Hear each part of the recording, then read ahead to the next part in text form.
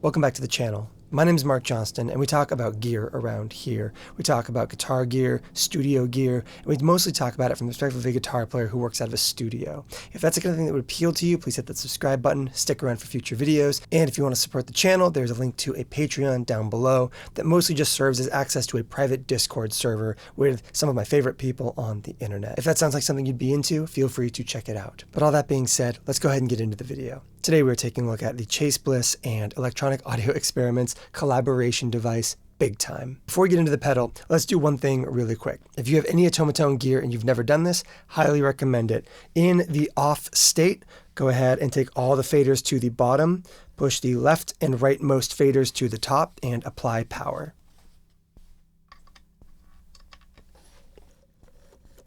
Did you know there was a Vegas mode? There's a Vegas mode. So today we're taking a look at Big Time. This is a collaboration between Electronic Audio Experiments and Chase Bliss. And this is a very, very special release for a couple key reasons. Reason number one is we don't frequently see Automaton releases from Chase Bliss. These are often the result of a massive collaboration with a really talented builder for a very specific purpose. I have to assume the R&D that goes into this thing is absolutely insane. I know that John and Chase Bliss have been working on this pedal for years now. And I am thrilled about this because I am such a big fan of John over at Electronic Audio Experiments. I don't know if you know this, but John is a genius. And I'm not being friendly or hyperbolic when I say that. I mean that like he probably has a certificate on a wall somewhere in his workshop that actually certifies him as one. He is not only one of the best dirt designers in our industry, but he is something of a mentor, sage, and bellwether for other builders in this industry, both people coming up and seasoned professionals. You not only see him kind of selflessly speaking into, in public and in private, other people's work in positive ways, but you will see his fingerprints literally and figuratively all over PCB layouts across our industry. John Snyder is a genius, and I will die defending his vision.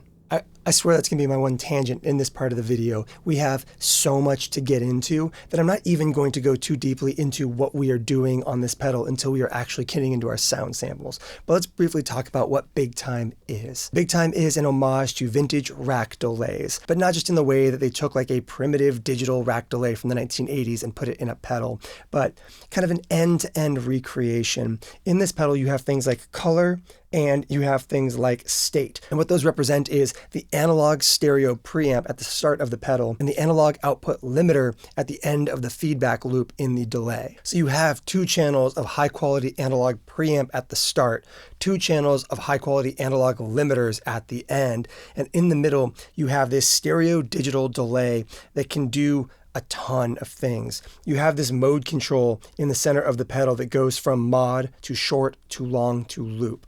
And what that basically lets you do is jump between different versions of the delay.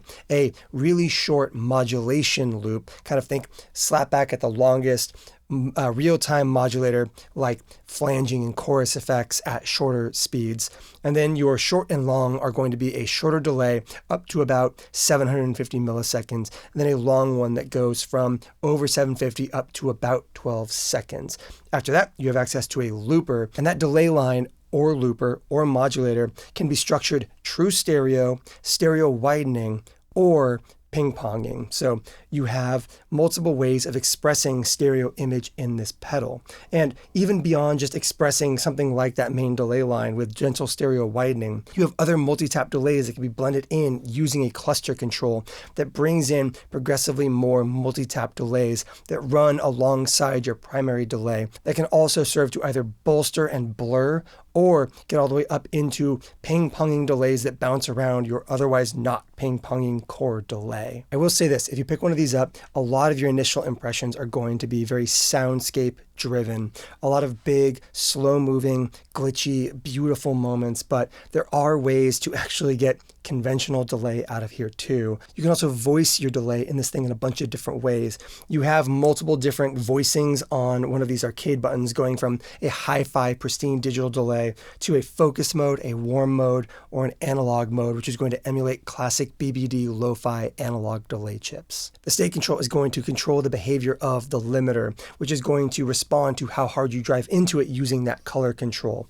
Once again, this is an interconnected system to create a delay machine that is not just a delay line. You have input gain that plays directly into feedback, that plays directly into the output limiter, creating a full delay machine ecosystem that feels very analog and tactile while still being a stereo digital delay at the center point of the pedal. So all that to say, this thing is really impressive. This thing is an absolute marvel of a device, but that doesn't mean that it's for everybody. And I'm sure a lot of the people watching this right now are getting that classic gas moment of like, how do I pick one of these up? And so a couple things worth noting there. If you are like a soundscapey artist, this is truly something impressive. If you are a guitar player or an instrumentalist of any kind, this is actually phenomenal, but it is expensive. I think this comes in between like $900 and $1,000 at time of publishing for this pedal.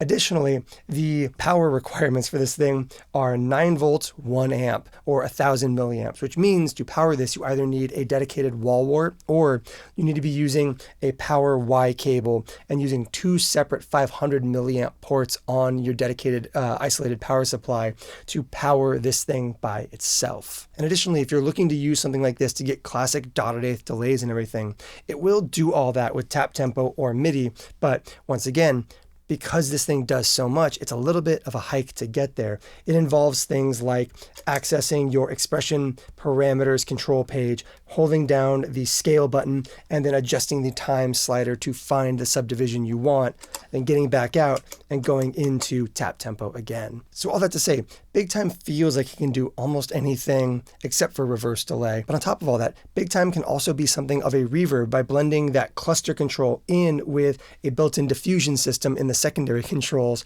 And this thing can do full-on stereo therme sounds. You can quantize your modulation engine in this thing to a chromatic stepping system, octaves, fourths, and fifths, or octaves alone. And then you can change the motion of that LFO controlling the modulation to be a sine wave, a square wave for classic therme pitch jumps, or responding as an envelope to your playing. And having said all that, I think this is the point where we get into our sound samples and get a move on. So let's go ahead and give a listen to Big Time. So before we get into our sound samples on guitar, I want to go ahead and start by just doing a quick rundown of how to navigate the hardware itself on Big Time. If you're familiar with either the Preamp Mark II or the CXM 1978, you are going to be familiar with the shape of things, but you may not be entirely familiar with the workflow on Big Time. You have the same hardware layout, faders that control parameters, arcade buttons that marquee through different settings. You have 2 foot switches. Right foot switch, much like with the other devices, is going to be your bypass, but whereas on the Preamp Mark II and the CXM, the left foot switch is going to be what you use to marquee through presets and scroll through. On Big Time, the left foot switch will be your tempo control. You can also press and hold the foot switch to activate preset mode, where you can use the left and right foot switches to scroll through your various presets on device. Press and hold tempo again to exit. Fortunately for us, everything in terms of secondary controls on Big Time is labeled. Thank you guys. But you also have things like bypass being press and hold to freeze a state depending on what mode you are in. You also have not only the ability to kind of marquee through the different settings on all of these arcade buttons, but the far left one right here, press and hold, and it activates a set of secondary parameters as labeled by this A right here. And this is going to be your alt parameters, hence A. I'm going to call them secondary. And these are all labeled, so color becomes texture, time and cluster becomes rate and depth of your modulation, tilt EQ becomes the crossover point on that tilt EQ, feedback becomes diffusion amount, and the wet switches for dry, because this is not a mix control, it is a wet volume and a dry volume, depending on if you are in secondary controls or not. Motion becomes a spread control, mode becomes a 0.5x clock, voicing becomes diffusion type, and state becomes a 12 decibel boost. Press again to get back to your key kind of primary controls. Up top you have stereo ins, stereo outs, MIDI in and out, and an expression port. Let's go ahead and get into our sound samples. So as always, before we get into our sound samples, let's talk through our signal chain and the context we're working in. I am playing my Jennings Voyager with McNelly Chaplin pickups. We're running mono in and stereo out of the Chase Bliss Big Time, running into a Quad Cortex Mini, running a set of Bad Cat Cub 5 amp captures. Nice, simple, clean, dry guitar tones. We are recording in Pro Tools. Here's our dry tone for necessary context.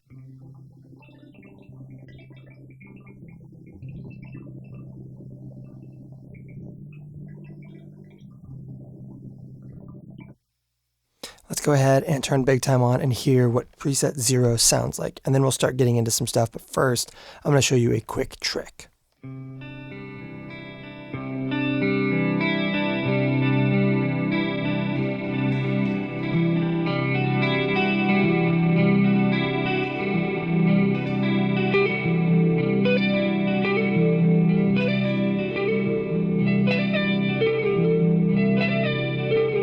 So this is a great starting point for delay, but it's worth noting that as we kind of walk through sound design in Big Time, things get really chaotic really quickly. So at any moment, if you feel the need to kind of hit a strong reset and just find your bearings back to a nice clean delay, one of the most useful quick hacks in this pedal is pressing and holding the mode switch at the center of the pedal.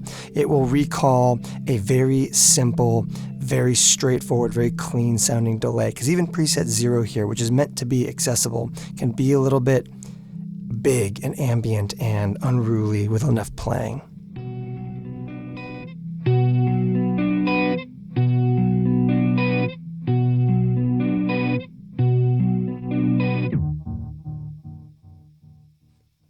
And just like that, we, from anywhere on the pedal, can recall this sound.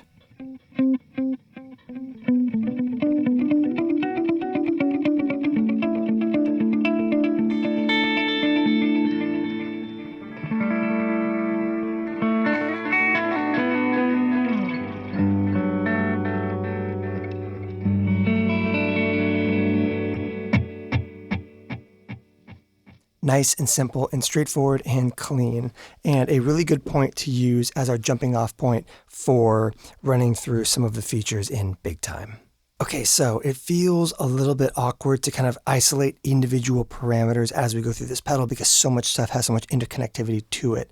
However, I think just for kind of clarity, we're going to start by running across these sliders because they are the kind of core control scheme of the pedal. And then as we go back through our secondaries and our arcade buttons, we'll revisit the kind of knock-on effects the sliders have on all of those. So let's start with a relatively quick overview of our sliders in short delay mode. First things first, you have your gain, which is going to be gain control over both your dry signal and your wet signal, which can of course be changed in a secondary parameter control. But this is going to be the input gain of the pedal that will determine both how hard your signal hits the feedback loop for the repeats, as well as how hard it hits the output limiter if you have it engaged. So it's input gain, preamp saturation, feedback intensity, and output limiter impact.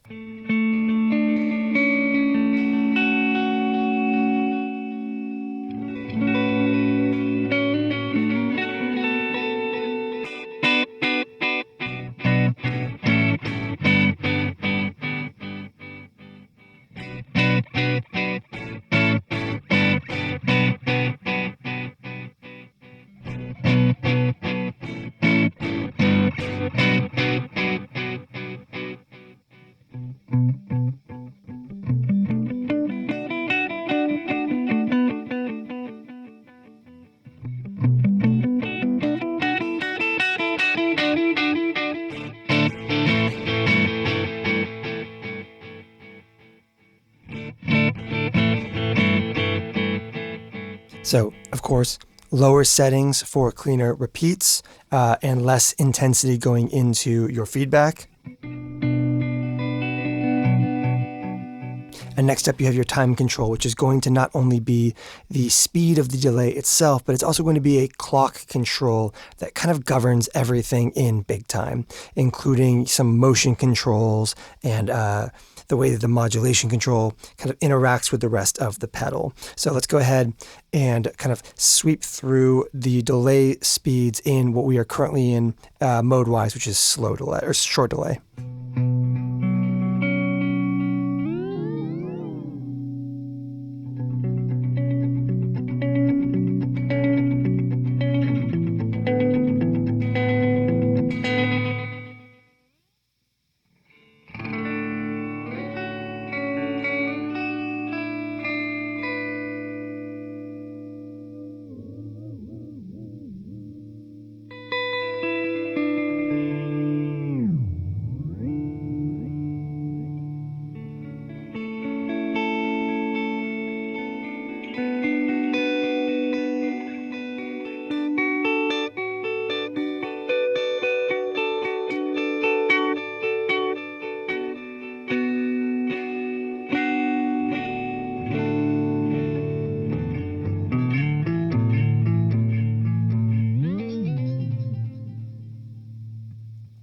So let's take a minute and talk a little bit more about time in big time. Obviously, for a lot of this video, we are going to be using that time slider to set tempos for big time.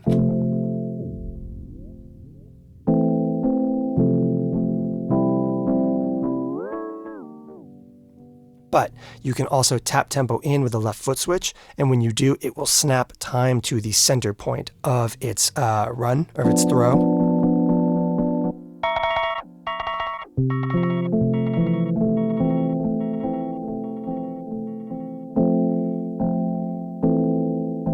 And you will notice that the mode switch goes dim in this context. The reason that this goes to center is to allow you to kind of make changes on that time from the center of your tap tempo, allowing you to easily get back to it. A good example of that is if you are using the octaves setting on the scale.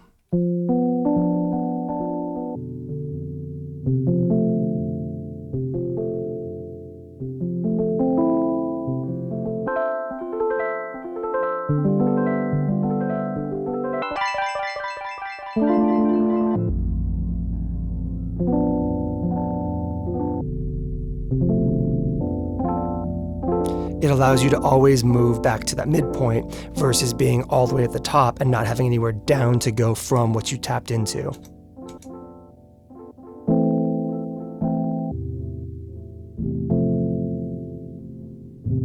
And you'll notice that at any point that you tap in a new tempo, this no longer moves to get back to a normal setting, and to get back into traditional time mode where this is the top and bottom of the predetermined mode and not the top and the bottom of your tapped in tempo. Go ahead and press the mode switch, sending you back to traditional time mode.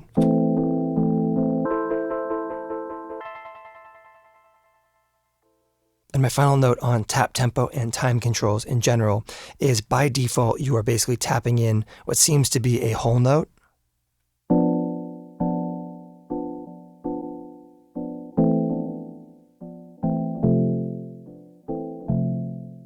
But you can change your tap tempo subdivisions by going into your options menu, which is separate from your alternate control stuff by pressing and holding your scale button. For this, you're going to press and hold both, or you're going to just tap left and right at the same time. It will take you to E, which is going to be kind of the expression programming page, but it also functions as an options page. From here, press and hold the scale button and your time slider becomes subdivisions. They are not labeled. You're just kind of guessing, which is a little bit frustrating, but you can go from basically whole notes down here into progressively faster tap tempo options. So now that we have moved that up, we've got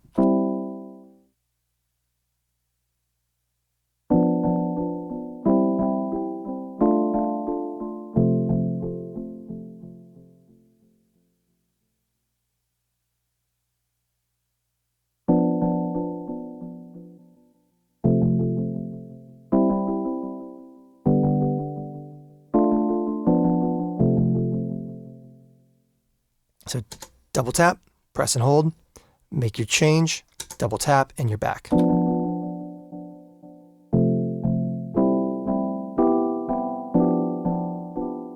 Pretty simple, pretty straightforward.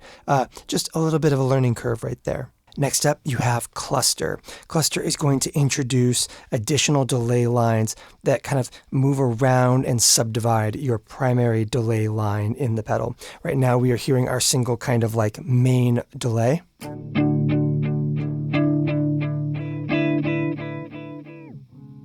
Let's take it nice and long for this part. And at the first third, you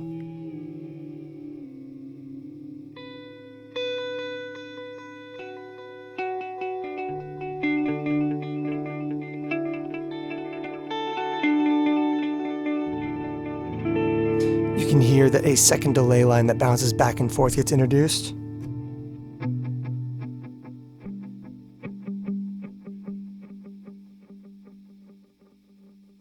More delay lines get introduced as you increase.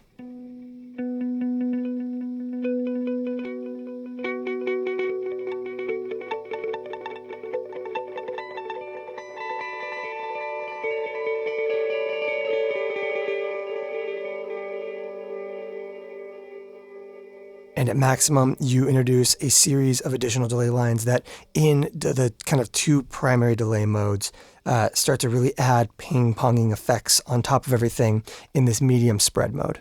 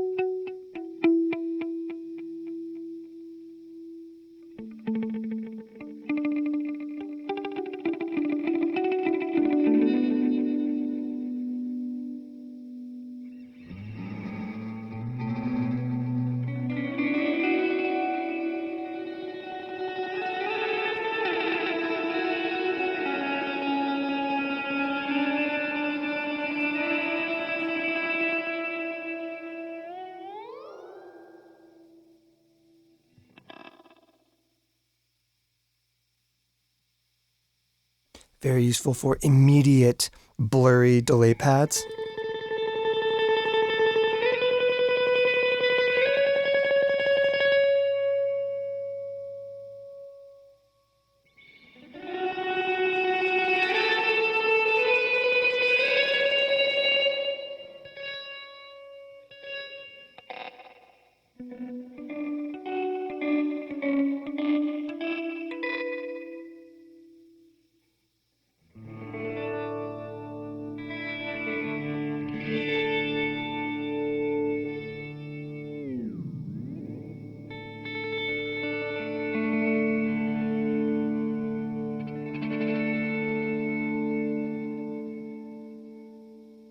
Next up, you have a tilt EQ.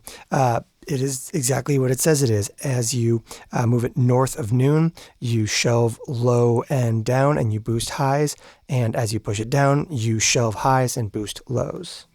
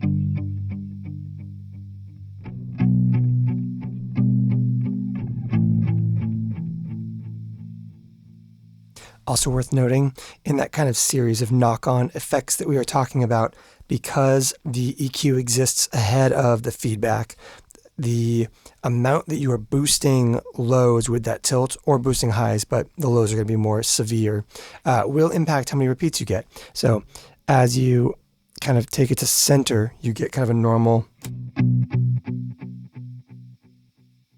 and they fade their way out. But by taking it all the way to minimum, you'll lose high end quickly, but you've increased the gain on the lows, which increases the amount of volume in the feedback loop, thus creating a longer lasting delay line.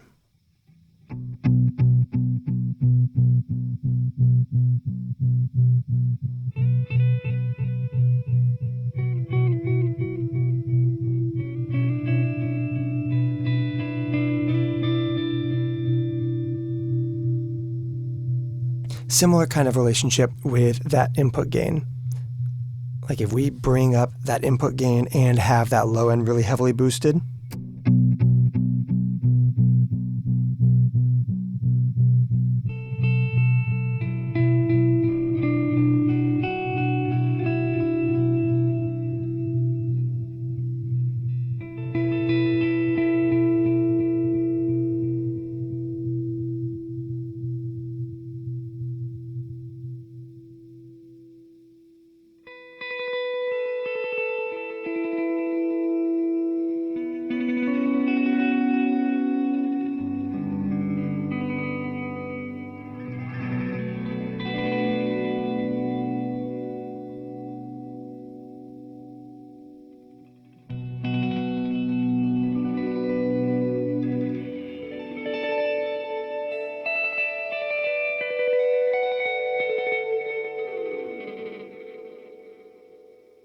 let's reset back to that center position nice delay.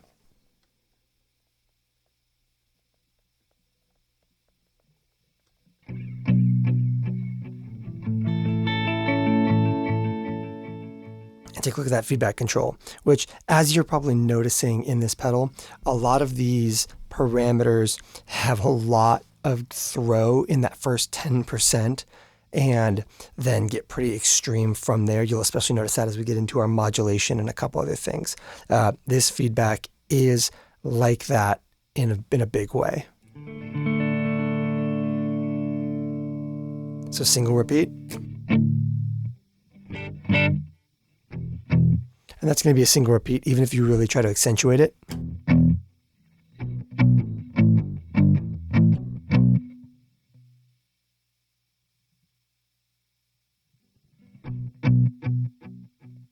But even at that really low additional setting, you've got a lot. So let's take our clean or our drive all the way down, our input gain.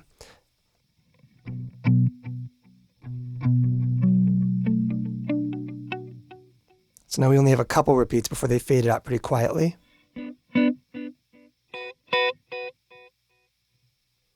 Crank that gain up.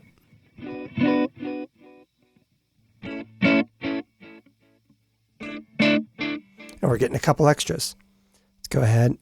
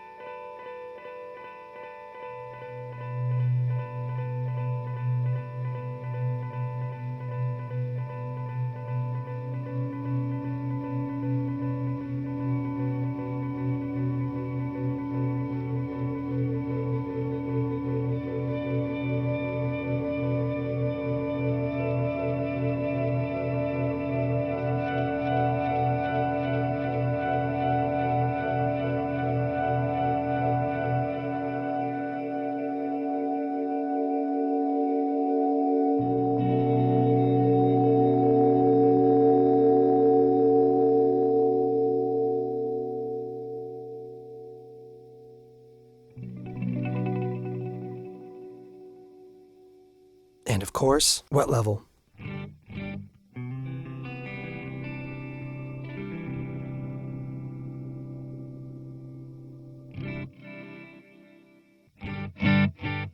Worth noting that you can take that wet level completely out.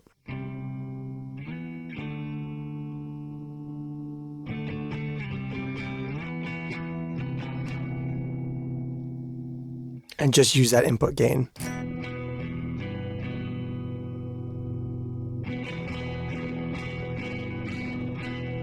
In case you wanted a really expensive boost. Who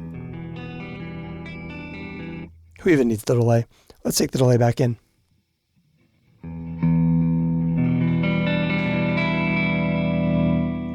The relationship between input gain, the limiter section, and this output control are going to be pretty important across the pedal.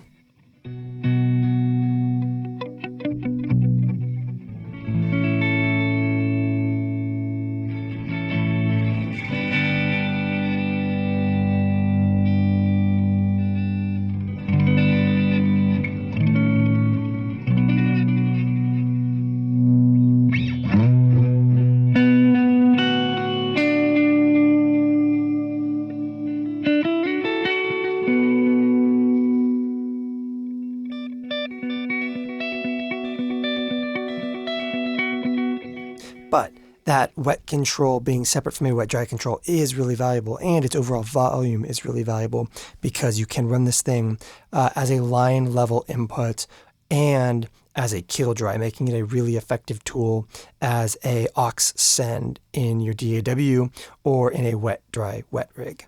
Having now walked through the key functionalities of the sliders, I think it's important before we go any deeper to take a look at the 4 modes in Big Time. We have been operating in short delay mode so far, but we can take that center mode arcade button and marquee it around until it is turned off. Taking us now to what is basically modulation mode. So the delay lines here are from basically almost infinite to like basically from 4 milliseconds-ish to I think like 36 milliseconds.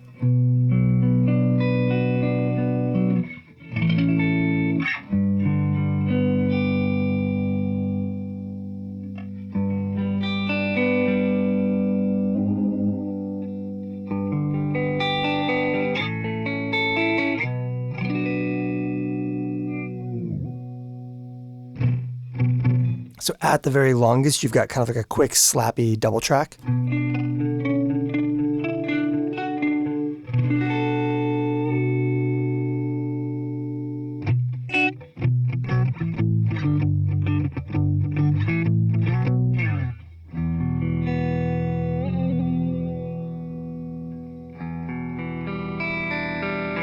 All the way up through some kind of comb filtering territory, especially as you start to introduce some of this modulation, which we will. In mode 2 here, we go back to where we have been, which is that short delay.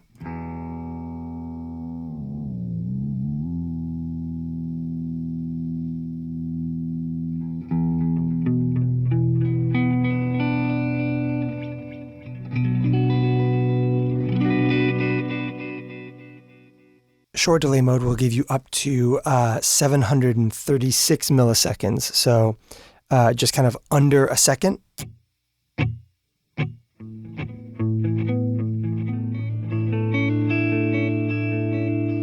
And then you can jump to long delay.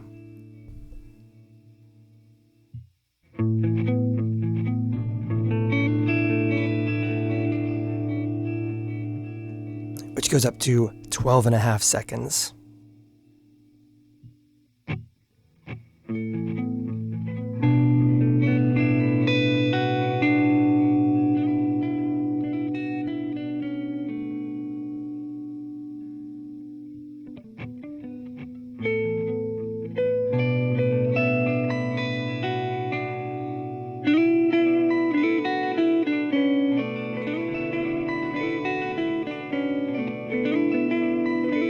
In this mode, those those cluster controls, those additional delay lines that come in, really appear more as their own proper delay lines running alongside, in and out of sync with the delay line.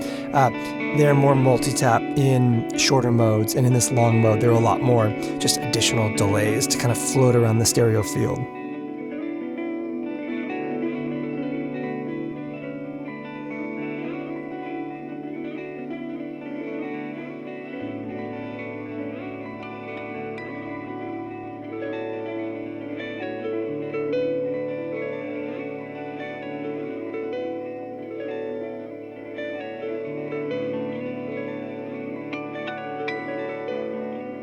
You get a lot of time with that one.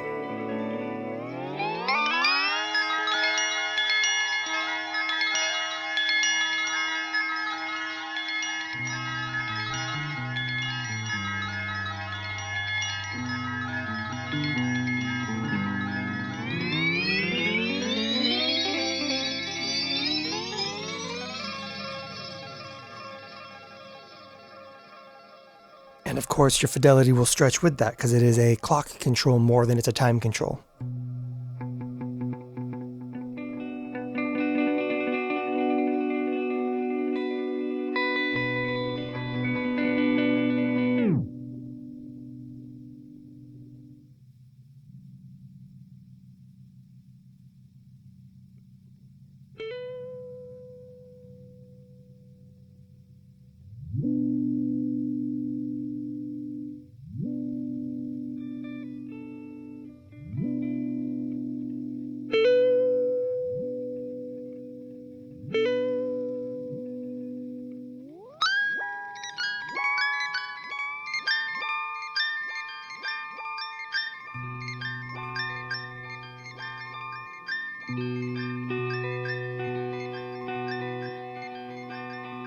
And additionally, the purple mode in that center marquee button is a looper. If you jump into it with something in the buffer already, it will just kind of hold it in place. We are going to circle around and take a look at that looper towards the end of the video. We're going to primarily live in some of the other modes right now, as they are in fact more illustrative for a lot of what's happening in the pedal. And then we'll take a look at Big Time as a looper later on. As always, timestamps in the description down below if you are impatient and or don't have what I estimate to be 2 hours to kill right now. So we're not going to go left to right on the arcade buttons. Obviously, we've started in the middle arcade button with mode controls, but we are going to go far left right now just to showcase that this far left mode button right here presses and holds to activate all of our secondary parameters. You have labeled secondary parameters for everything on the pedal. Labels. Good job, guys. Proud of you. The shift control is just going to be a press and hold to get into this menu, and you're going to press it again to get back out of the secondary controls menu. The first thing I want to take a look at in these secondary controls, though, is going to be our modulation, because I think in terms of building a delay, this is the next most important piece of the puzzle to understand. Faders 2 and 3 are going to be rate and depth, so underneath time and cluster, and that's going to be the modulation rate and depth for the pedal. Let's go ahead and identify that they are not at 0 right now, but they are subtle. So with those set where they are, let's go ahead and leave secondary controls. So we've reset back to that nice clean medium delay, which is going to be, I think, the most useful thing for illustrating everything. Let's go ahead and turn on motion, which is going to be our modulation.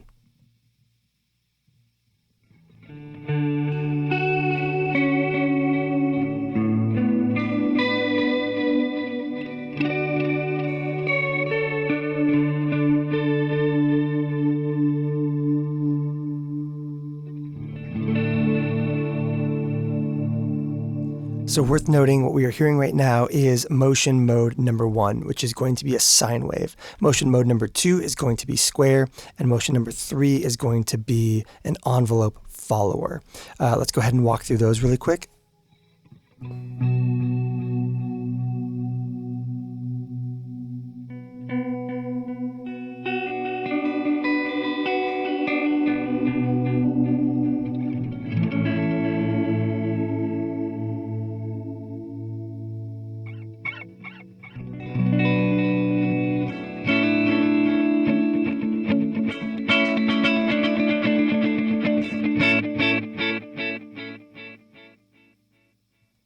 Worth noting that, like I said, we have modulation set pretty subtly right now. So let's go ahead, jump back to that sine wave, jump into our secondary controls, and let's see how quickly rate and depth get a little bit insane with just kind of like a nice standard non-pitch quantized sine wave modulation.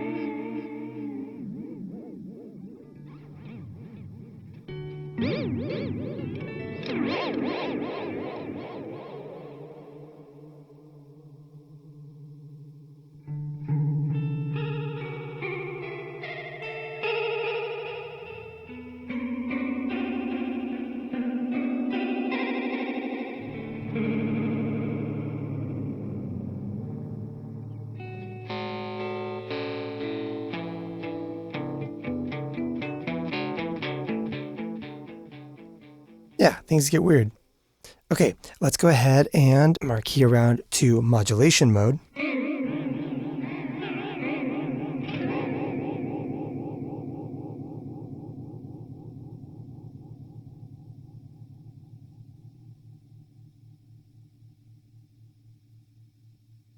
And now we can give a listen to some of this modulation as our modulation pedal.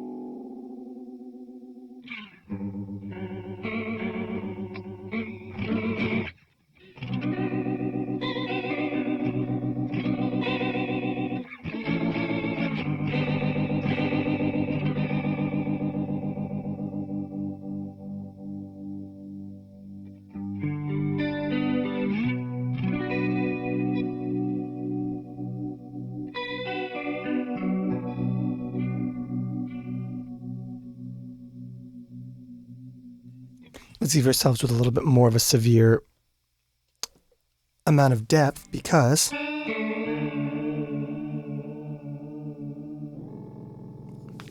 you can hear that square wave.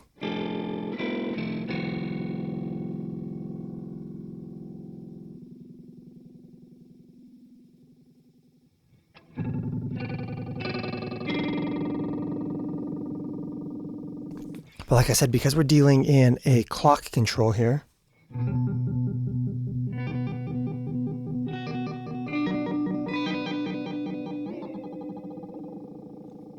that time control makes changes on how fast that modulation's range runs for.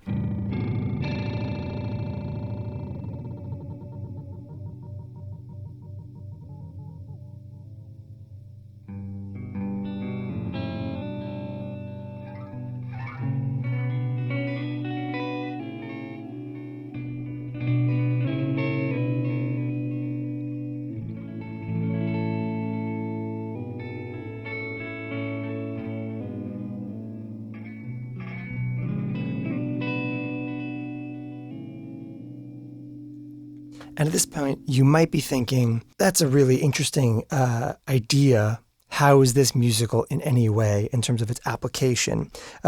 These slow-moving, square wave-driven pitch jumps.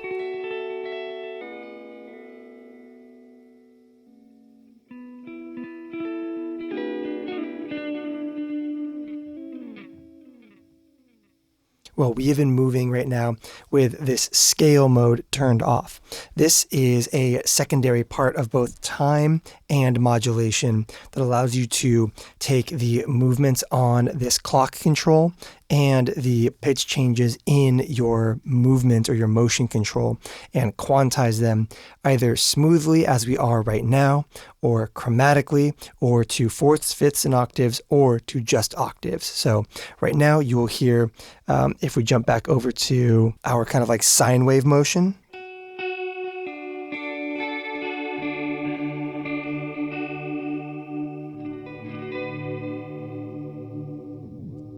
and now it's stepping chromatically.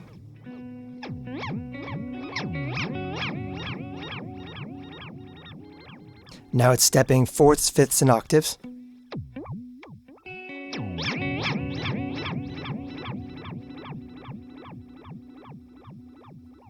And now it's only jumping octaves. And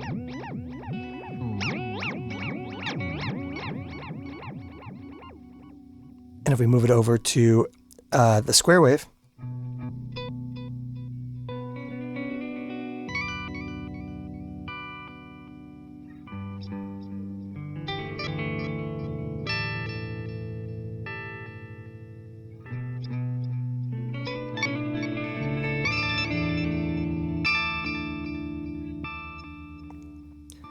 and so now we're doing that same thing, but fourths, fifths, and octaves, but squares, so they're nice and kind of quantized in their jumps.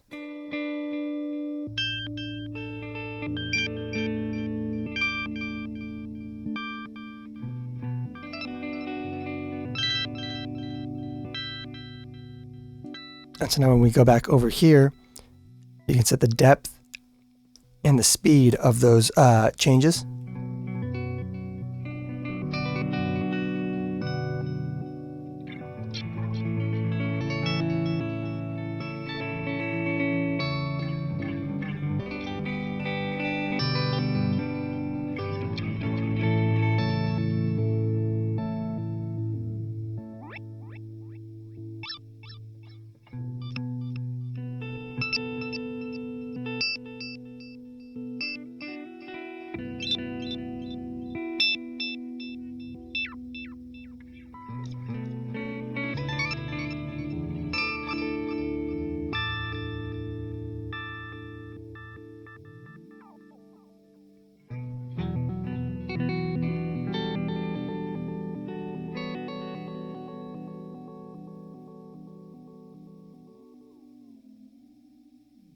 And we're back to just octaves.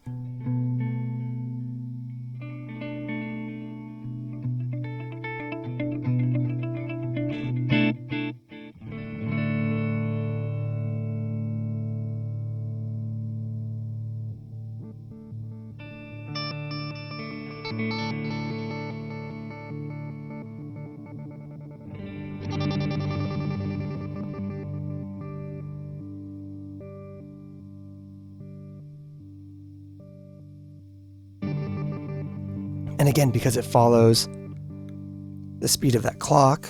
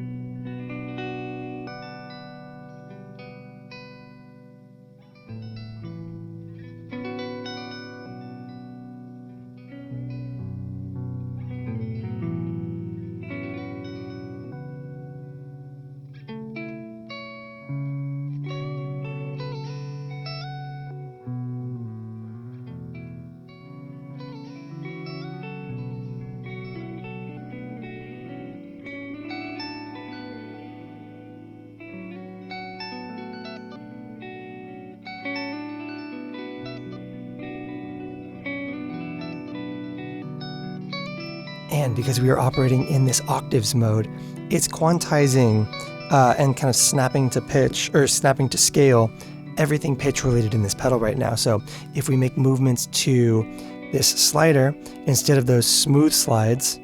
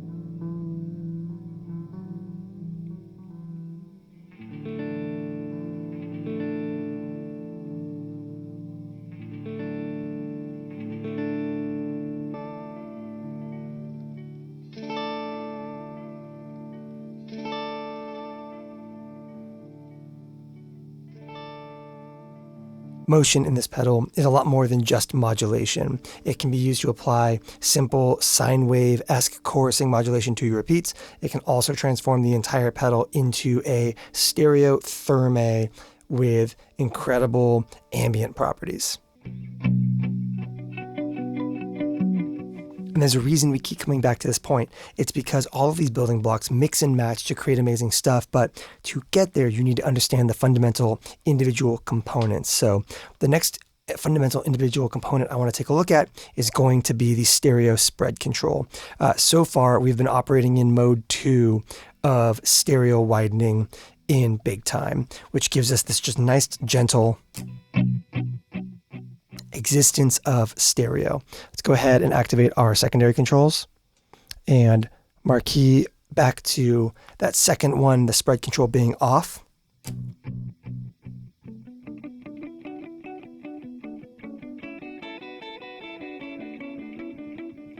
So in this mode, you are in true stereo or dual mono, depending on how you want to kind of define it. And in this mode, you have proper, whatever comes in terms of stereo image comes out the other side.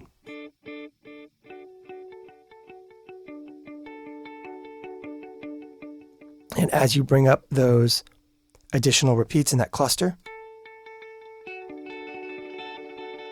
it sits exactly where everything else sits. If you turn on motion,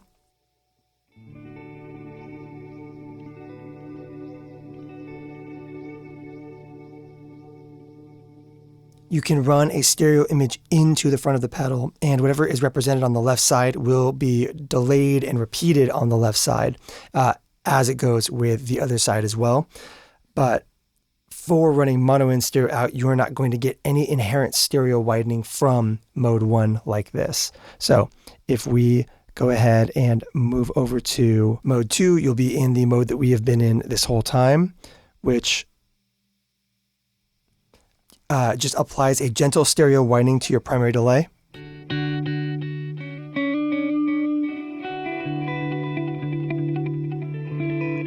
Adds additional widening with the modulation being applied across the spectrum.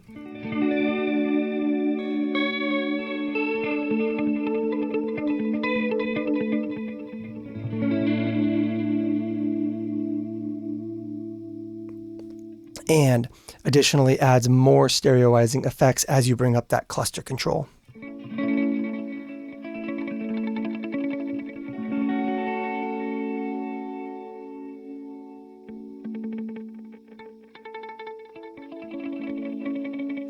The top of cluster applies ping-ponging to the kind of the final delays being added in.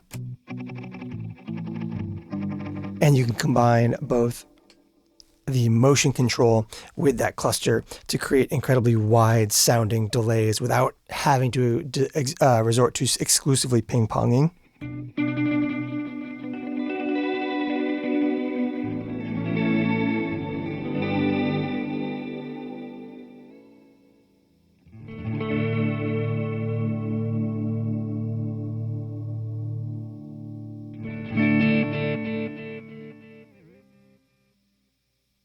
And then finally, you have ping-ponging.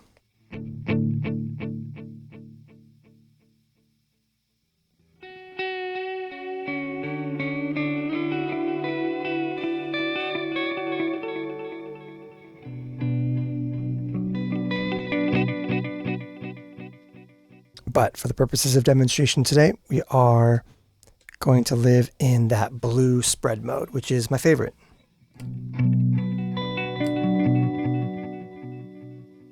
Okay, and one final thing I want to take a look at in the realm of creating ambience with big time before we get into more delay design stuff again is going to be our diffusion control. So far we've been getting all of our ambience from a mix of the main delay line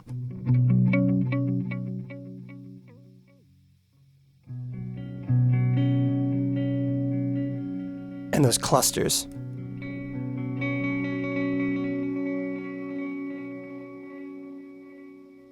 But by going to your secondaries, you have a diffusion control over here with a diffusion strength down below it. So even with this single delay line,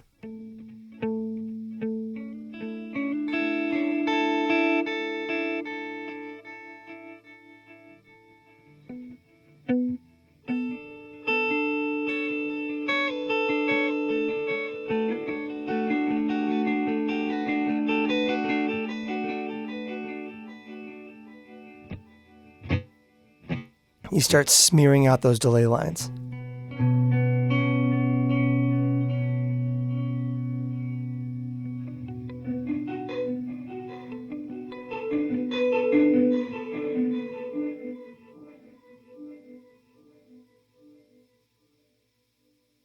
Which, as you bring in those clusters,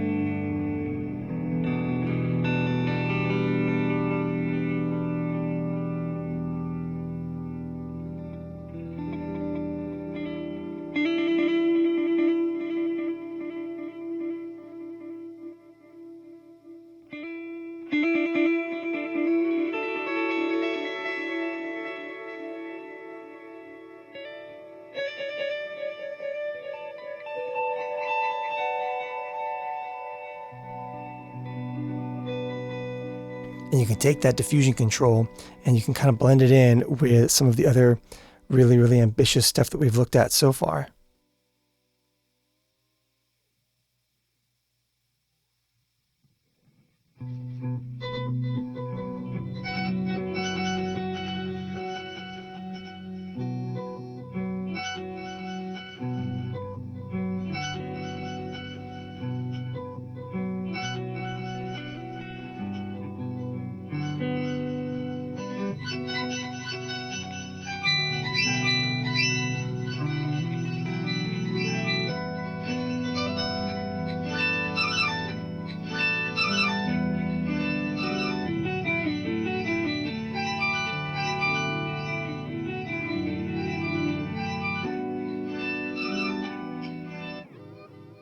So far we've been doing everything with a pretty kind of clean, straightforward delay sound. No limiting applied to the back end and no real EQ filtering happening beyond whatever we do with the EQ curve, like the tilt EQ itself. Let's go ahead and take a look at a couple ways that you can imbue all of this ambitious, wide, soundscapey craziness with some actual delay character. Because so far it's been ambitious, but pretty straight as far as like actual tonality goes. But the mix of that preamp and the output limiter as well as some additional EQ controls baked into this thing, give it a lot of potential for being able to kind of craft a very specific delay, textures beyond the ambition of big pitch shifting and stereo spread effects. So let's start by taking a look at the voicing buttons. So we've been operating in hi-fi mode right now.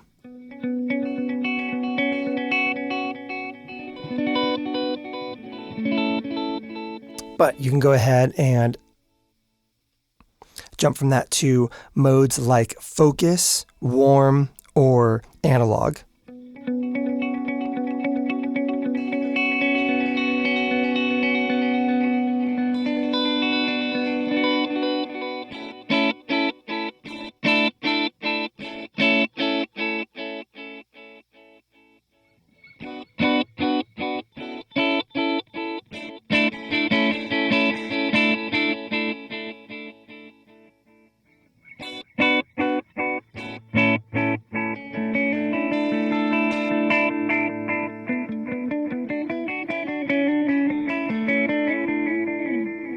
Each of these has its own natural EQ curve to it, but each of them also kind of benefits strongly from a combination of the tilt EQ, the output saturation controls, and the modulation. So for example, we are in analog mode right now. If we go ahead and take that tilt EQ and darken things up a little bit,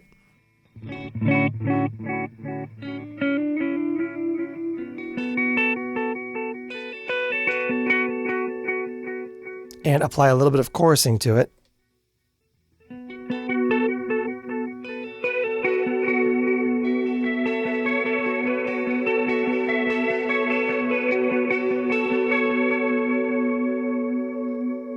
drive in a little bit harder, soften up that output.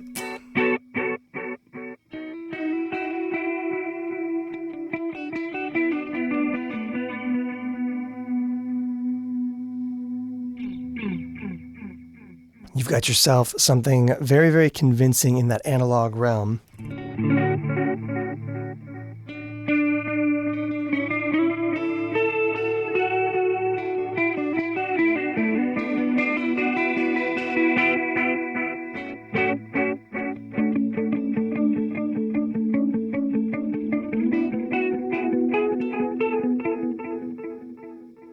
But again, you've also got things like that warm control and that focus control.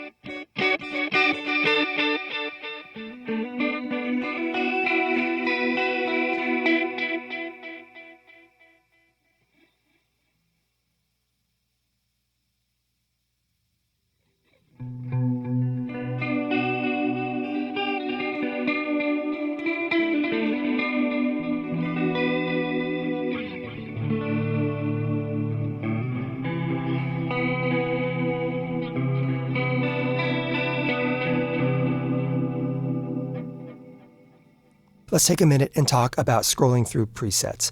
We kind of showcased this earlier. All you have to do is tap and hold the tempo button. This will turn green, and this puts you in preset mode, allowing you to scroll between your onboard presets. Something worth noting is that you are getting consistent audio from mode to mode or preset to preset in here. So if you play something,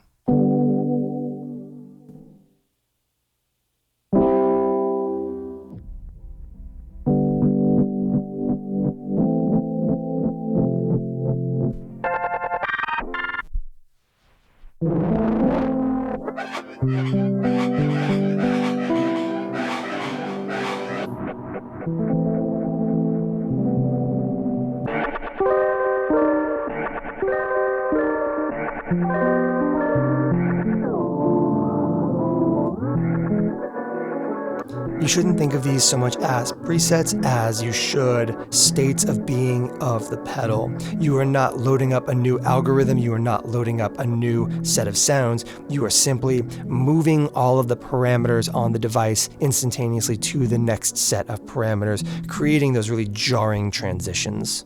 For anybody familiar with the Chase Bliss Maris collaboration, the CXM 1978 reverb pedal, you'll be familiar with this next parameter, at least in concept. The tilt EQ on here obviously boosts highs and cuts lows right here.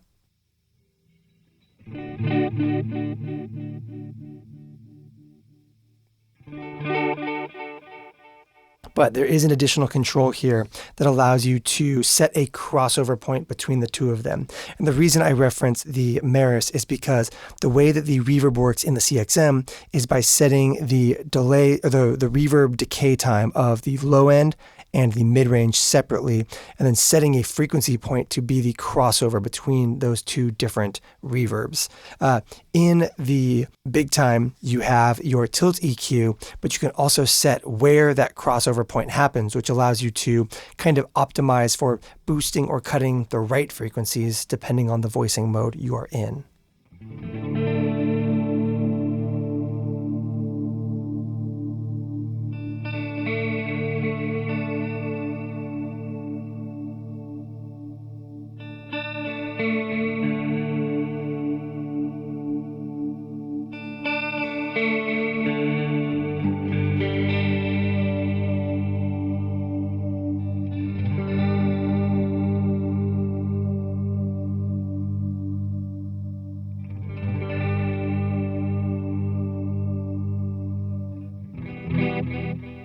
So as you can hear right now, we're actually keeping a lot of low end despite having a heavily high tilted EQ.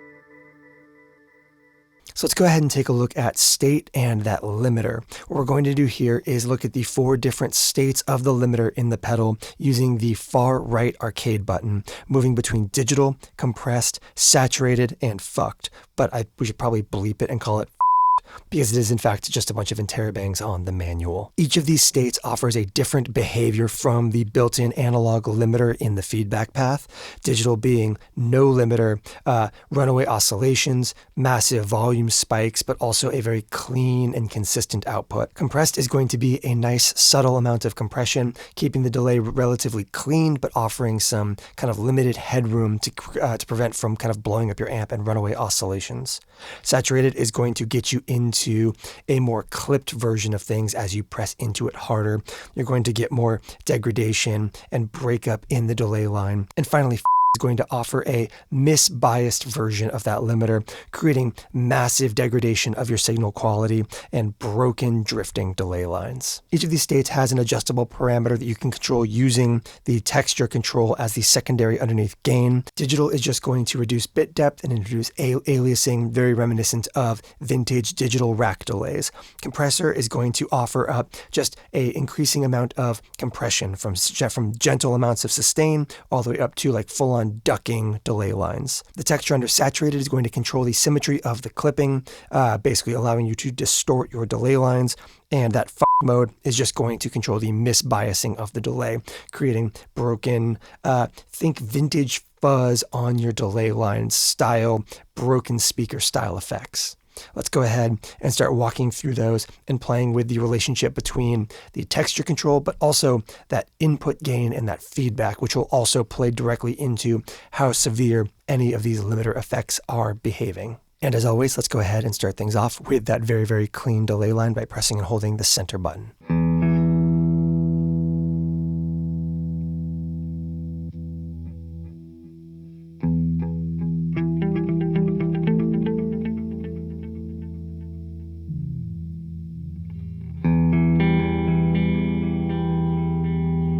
So this is the clean delay line, no compression, nothing added to it.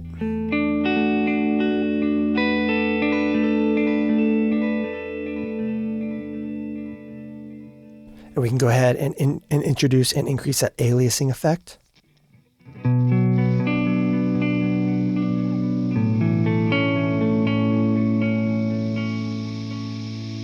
Lowering our bit depth.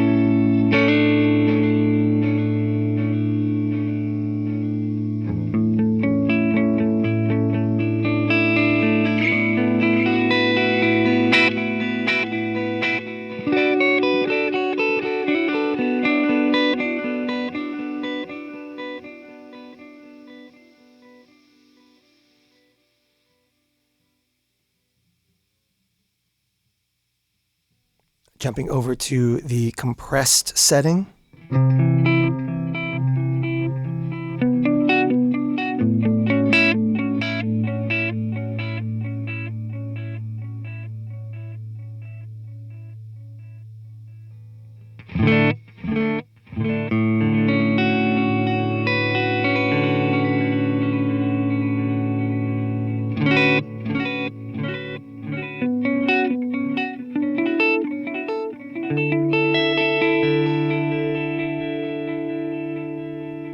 At maximum settings, you are giving it like a full-on like ducking effect.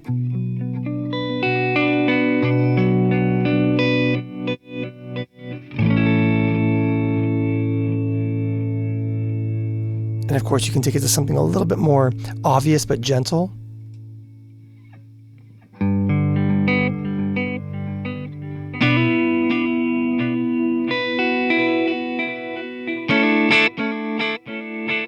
And by increasing your input gain, you hit it harder.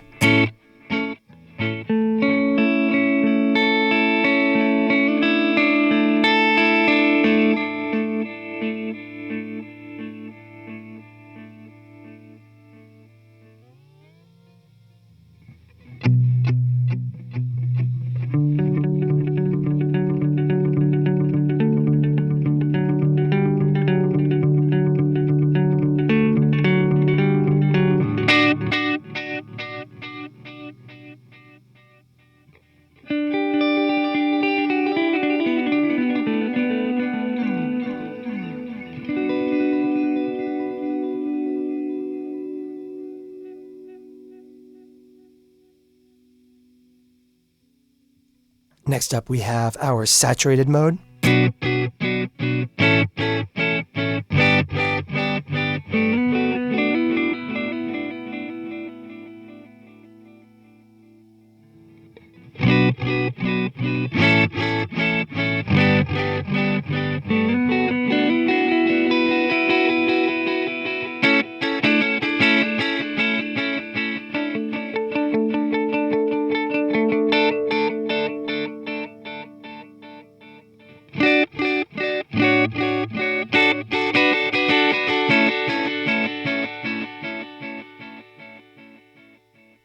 as we drive into that input gain harder.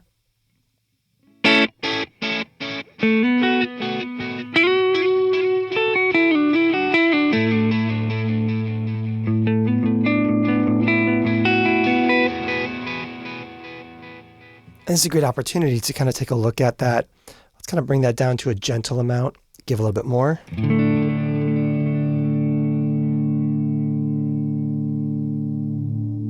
Give a little bit of that motion.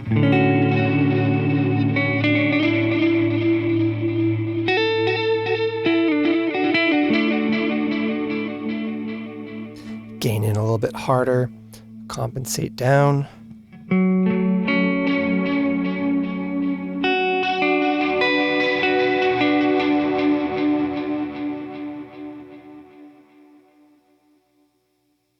And then jump over to that bucket brigade style analog voicing.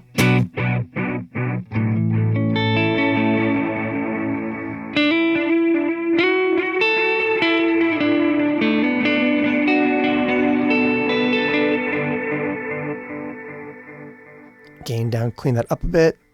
Give ourselves a little bit more tilt EQ and long runaway delays.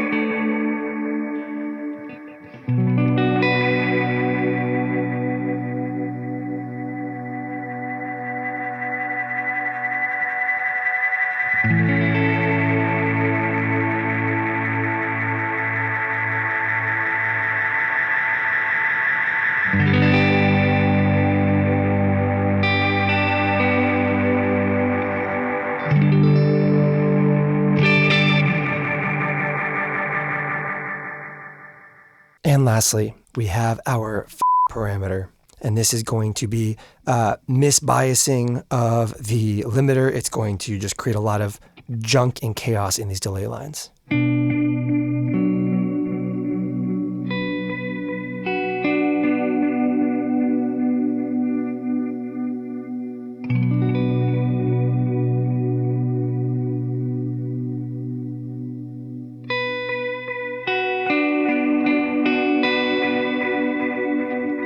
Jumping back over to the full frequency delay line, that hi-fi mode.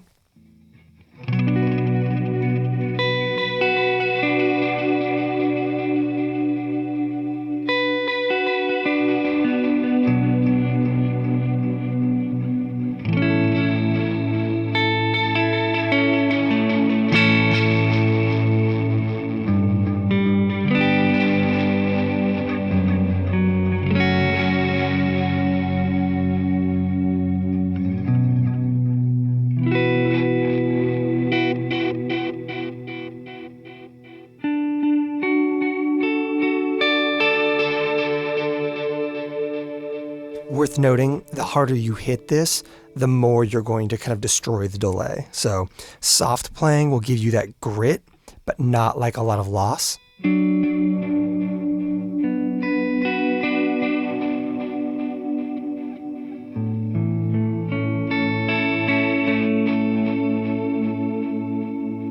big hits will create a lot of drop fast.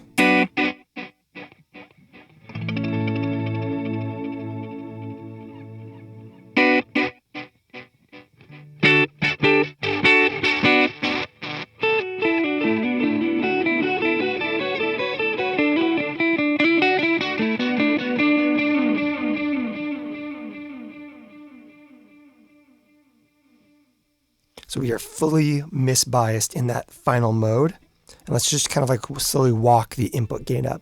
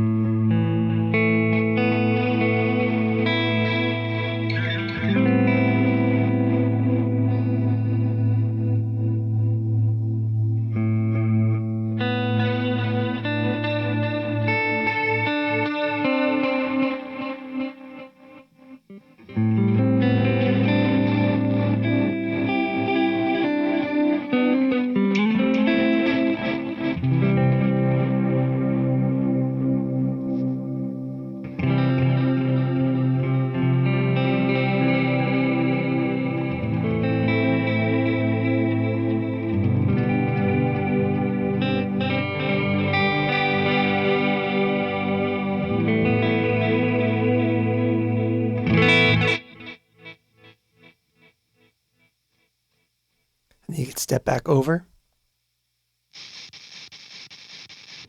And we're in that heavily aliased digital.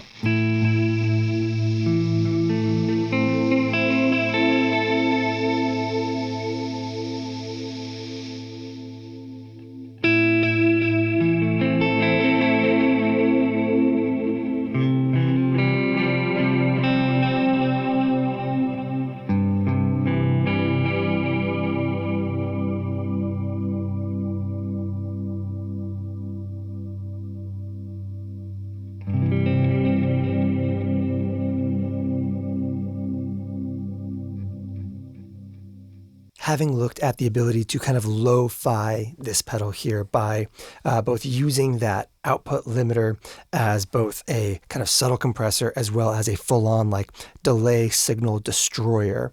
Let's go ahead and take a look at a couple more alternate controls that let you further degrade that signal and or add more severity to the ways in which you are impacting that limiter. There's two key ones. Both are found in those alternate controls. So to showcase both of those, let's go into that red saturate mode. The first one is going to be the 0.5x alternate control found underneath the mode as a secondary. And what this is going to do is cut the bit depth of Big Time from 32-bit down to 16-bit, effectively having the resolution of everything in here, introducing additional clock noise.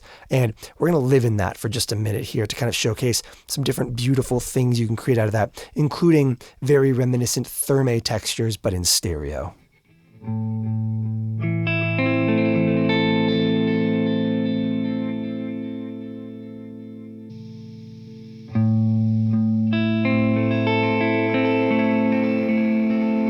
So from jump, you can hear twice as much delay time on tap, more clock noise as a result. The further up you take it, the less you'll get.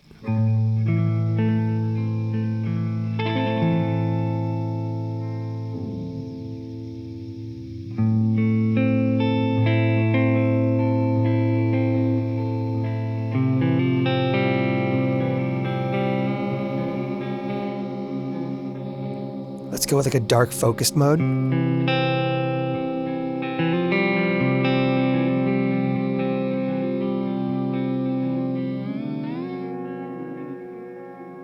So you can kind of like take all that out if you get into that analog mode because it's just filtering so much of that top end out.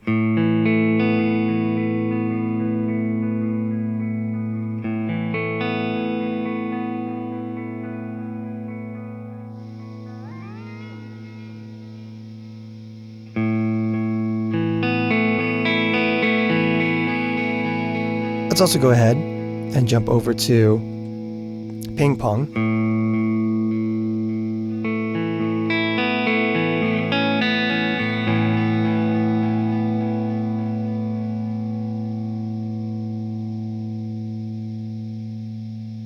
Increase modulation depth.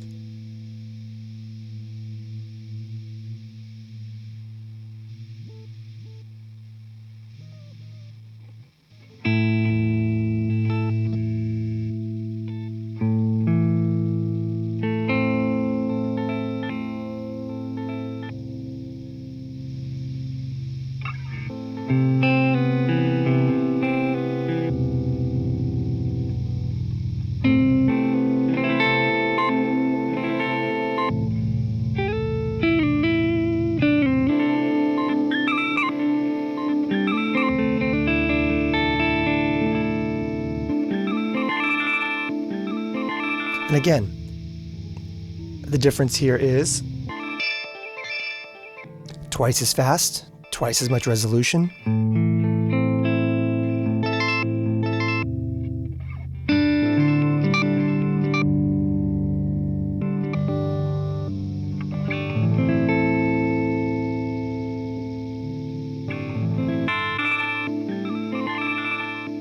And now we can go to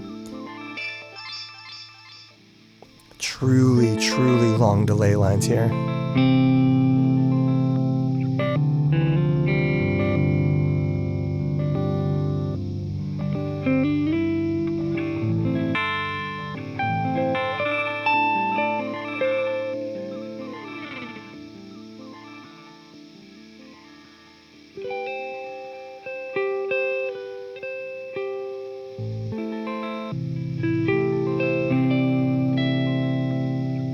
This should be about 24 seconds of delay time for those of you keeping score at home.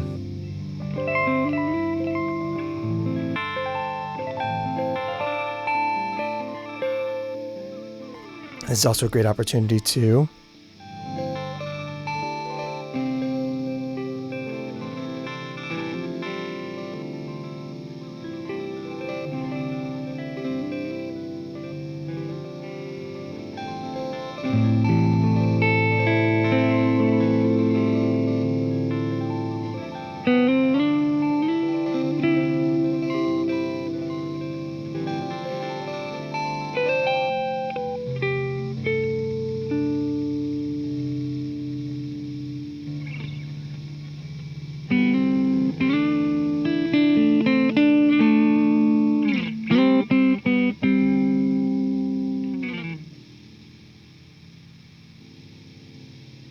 and we'll just believe that that stuff comes back around eventually.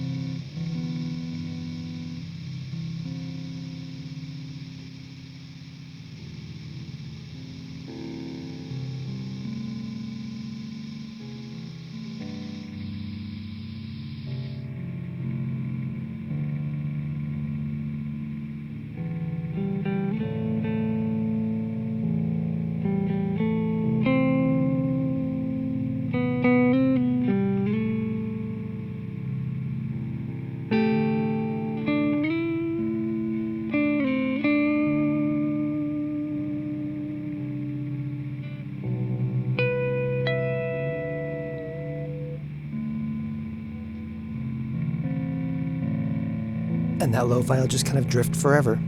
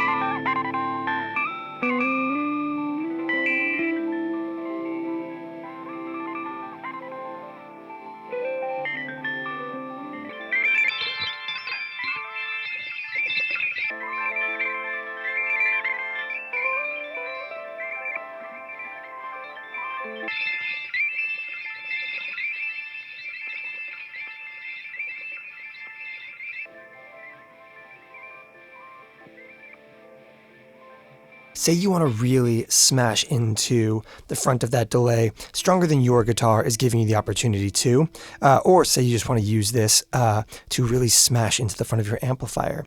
Well, you've got more gain on tap than just this guy right here. You have your input gain, and then you also have the ability to add an additional 12 decibels of volume.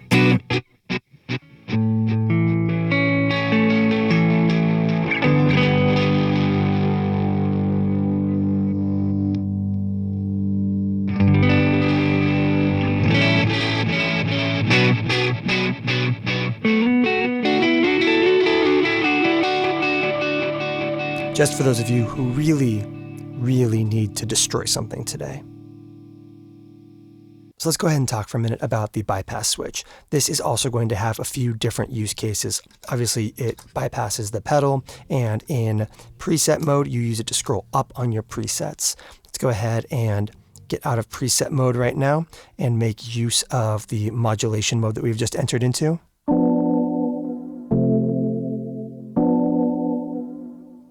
Let's go ahead and extend out the trails on this choppy sound really quick.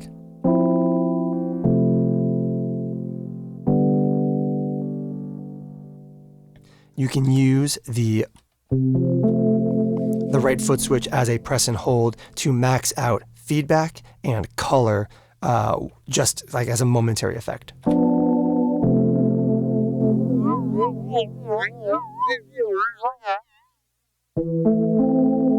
Beware volume, so we're going to bring the wet down a little bit. We're going to go to saturated, which is going to give us a little bit more of a hard limit. Make sure we're getting enough of that.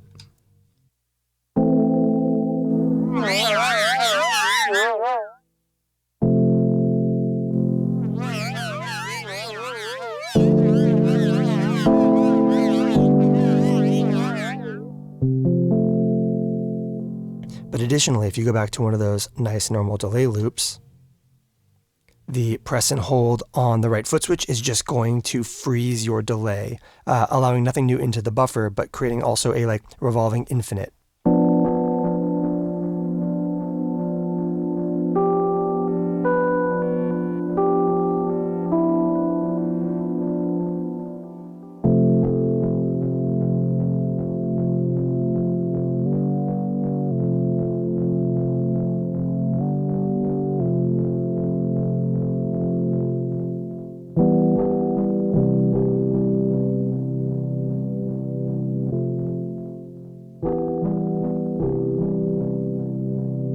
And obviously with really long times, it can almost function as a kind of phrase looper.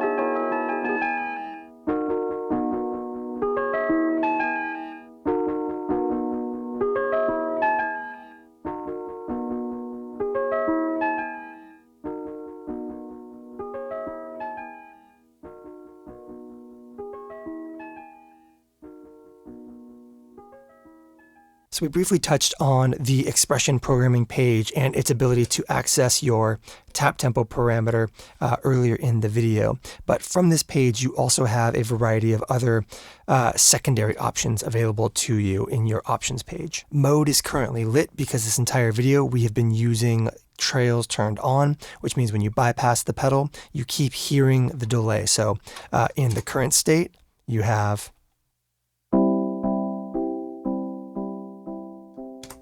but if you go into options, disable that.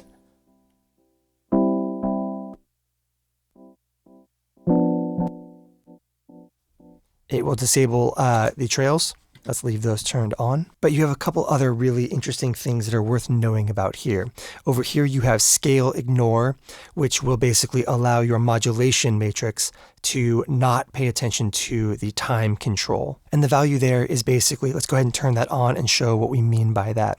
So if we set scale ignore to your to the on position, we can go back out here and we can turn on our modulation.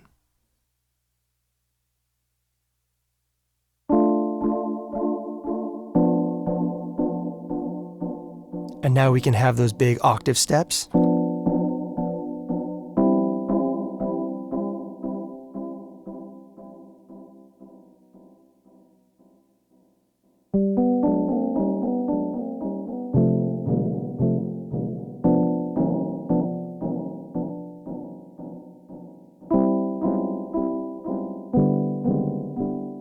And you'll hear that you're still getting a nice sine wave modulation, and you are not getting all of the kind of chaos that comes with this system. Let's go ahead and turn motion back off. Let's go ahead and get back. Next up in the options menu under motion is going to be step mode, which is basically giving you access to step mode in Therme in this pedal. So what you can do is turn that on, exit, and you'll now notice that motion is a dull blue. That's because you can no longer step through the different modes in here. What you do instead is step between the scale options as defined by your modulation here, by stepping on the tempo button. So if we are in just kind of like a pitch flexible kind of situation with a very low time, and we do not have any of our chromatic steps, octaves, or octaves and fourths and fifths turned on, you'll hear this big wave of motion.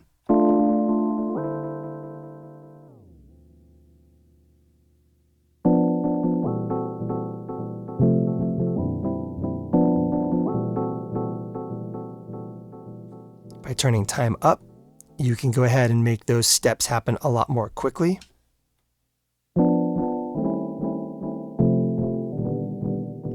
And you can also tune them. So we can tune them to octaves.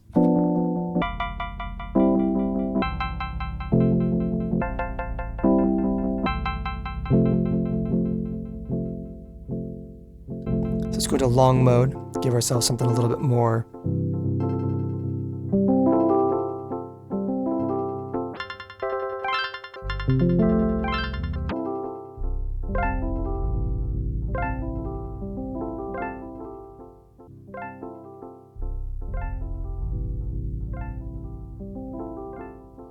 Or turn that time down and give ourselves a little bit more of a legato move between.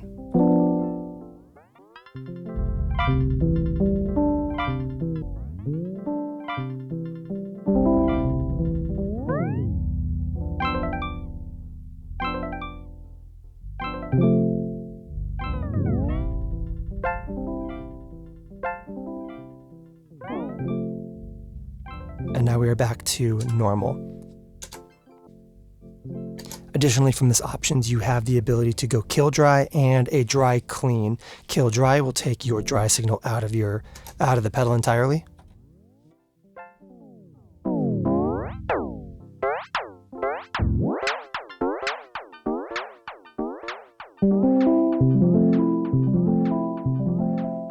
Simple, obvious, good for reamping. And then this far right one is clean, and that takes the color control out of your dry signal. So you have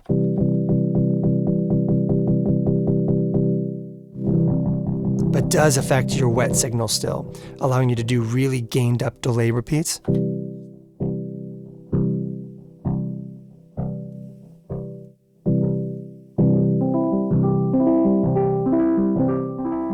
Without gaining up your signal as well, your kind of dry signal.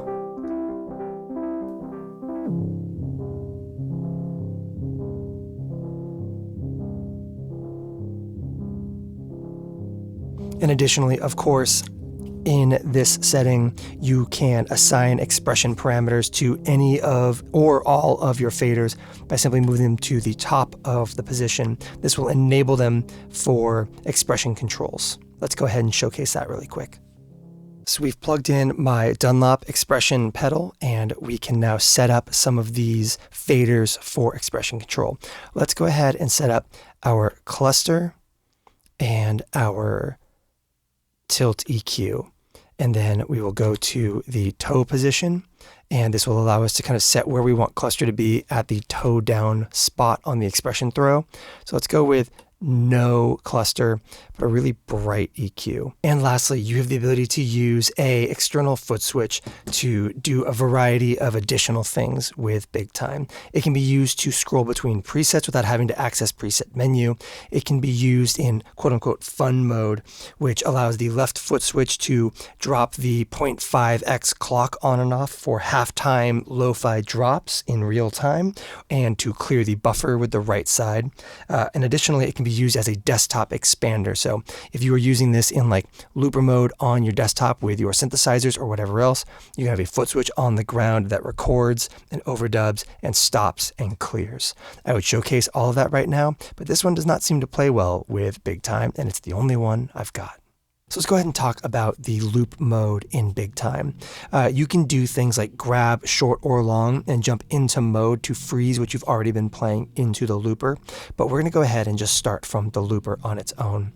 We have everything pretty much where you want it to be, time at the midpoint, and if at any point you have your time somewhere else with a loop recorded, if you press and hold the stop button, it will return to middle for your next loop, giving you access to both speed up and slow down in equal measure. To record a new loop, you set your input color. You can set all of your kind of variable things. You press the left foot switch to start recording, and then you press it again to enter playback mode. There's a secondary control so that you go automatically into overdub if that's what you want.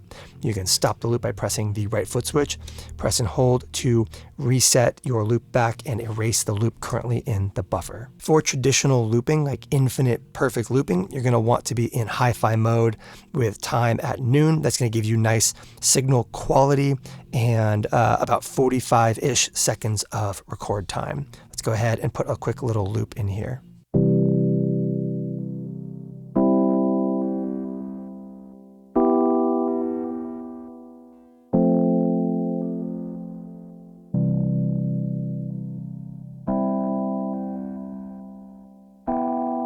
So from here, we have things like flexible pitch tracking for your loop.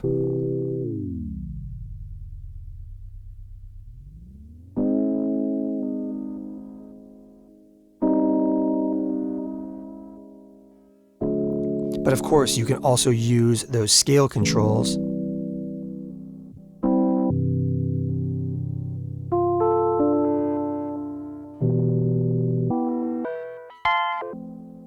so that you can kind of keep a quantized loop. And that can be useful for, let's go ahead and start over.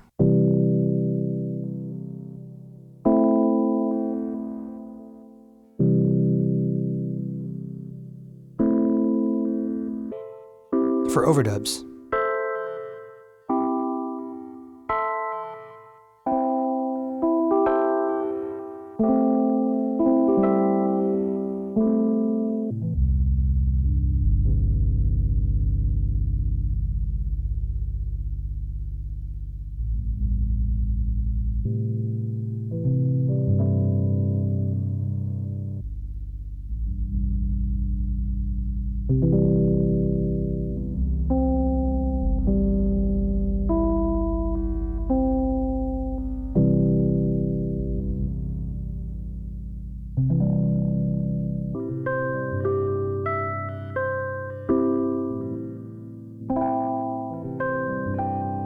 You can also do things like turn your modulation on.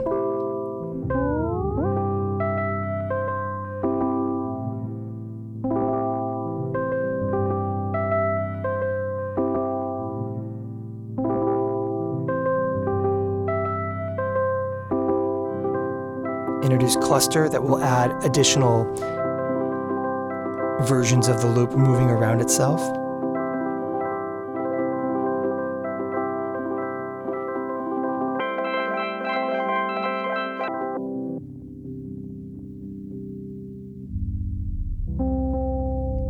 But say you don't want perfect looping like this.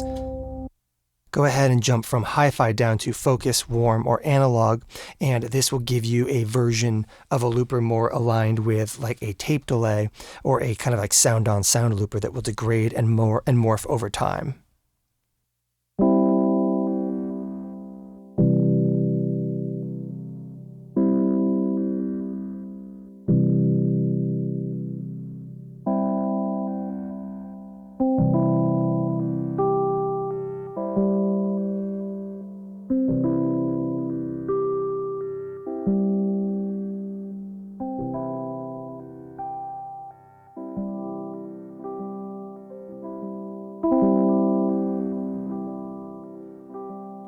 course, you can use that octave too.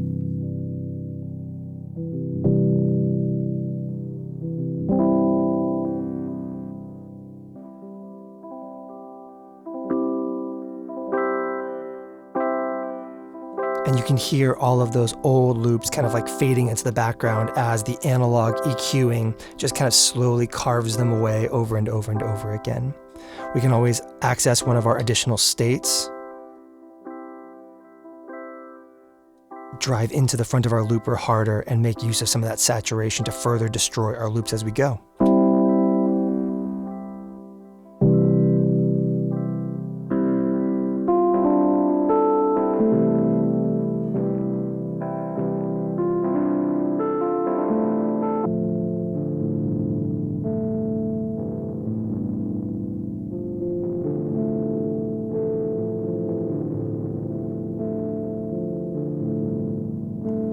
And you can make use of those motion controls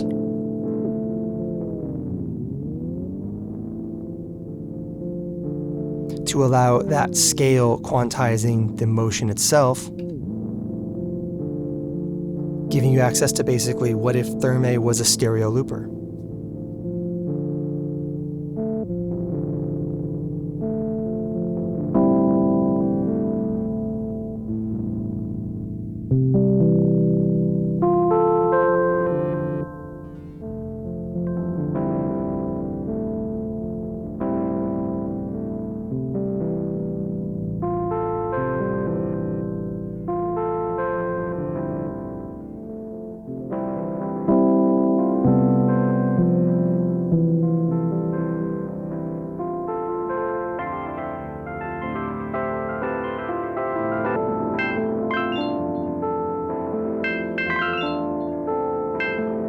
Introduce some of that diffusion to make the whole thing just a cloud.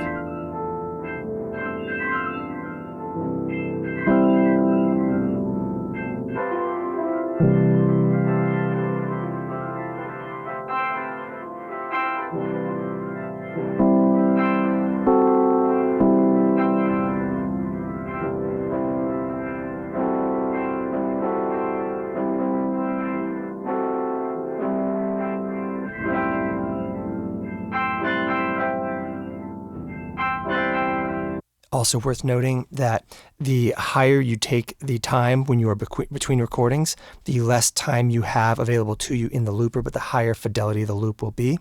Let's go ahead and jump back over to a very clean set of parameters and then jump into that looper. So high loop settings will give you more fidelity, less loop time, but you can get over 3 minutes of looping if you take that time control all the way to the top, but it will give you incredibly low fidelity looping from go.